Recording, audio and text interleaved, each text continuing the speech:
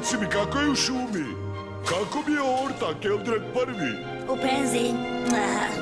Imaš bombone? Stvarno? Pa samo je o tome i pričao. A kako je Frejda Flajti? Stara vila je kod kuće. Tendor treći? Kupio sebi veliki vagon i sada putuje po šumi. Svi su otišli, tek tako, otišli. Znaš li šta to znači? Star sam. Nikome ne trebam. Nama trebaš? Vila kaže da postoji legenda o čarobnom kristalu. Zapisana je u knjizi znanja o šumi. O, Bože, je li to? Jeste. Mogu li da vidim knjigu? Da je vidiš? O, apsolutno! Odmah! Moja arhiva je veoma moderna.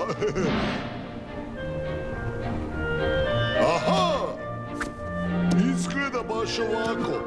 Samo što je veća i crvena i naravno ima jednu posebnu bravu.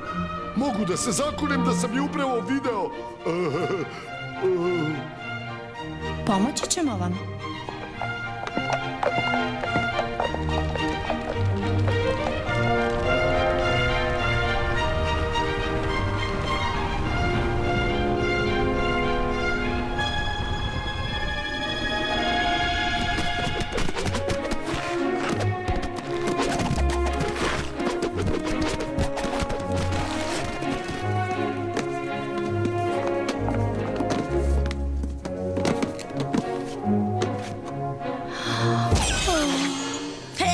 Ako me opeče još jedan čarobni štapić u kvaru, zavrištaću.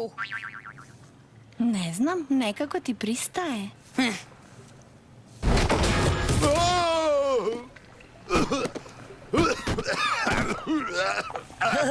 Dosta mi je, predajem se. Gdje li je ta knjiga? Naći ćemo je, Erasmuse. Ne tražimo je baš dugo. Šališ se? Prošla je cela noć. Stvarno?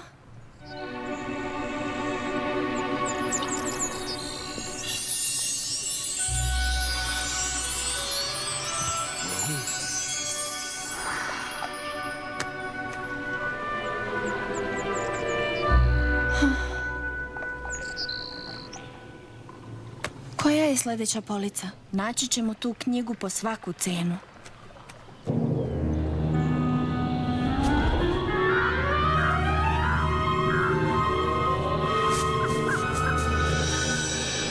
Dosadno.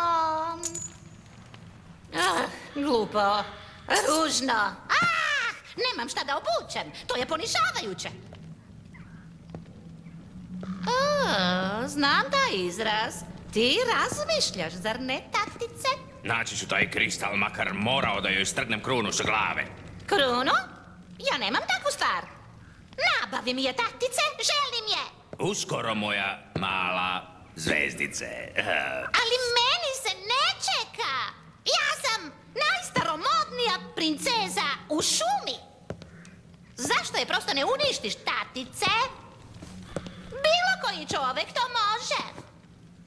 Čovek, naravno, pošto je ona sada šumsko biće, čak ni kristal ne može da je zaštiti od ljudi. Briljantno, sjajno.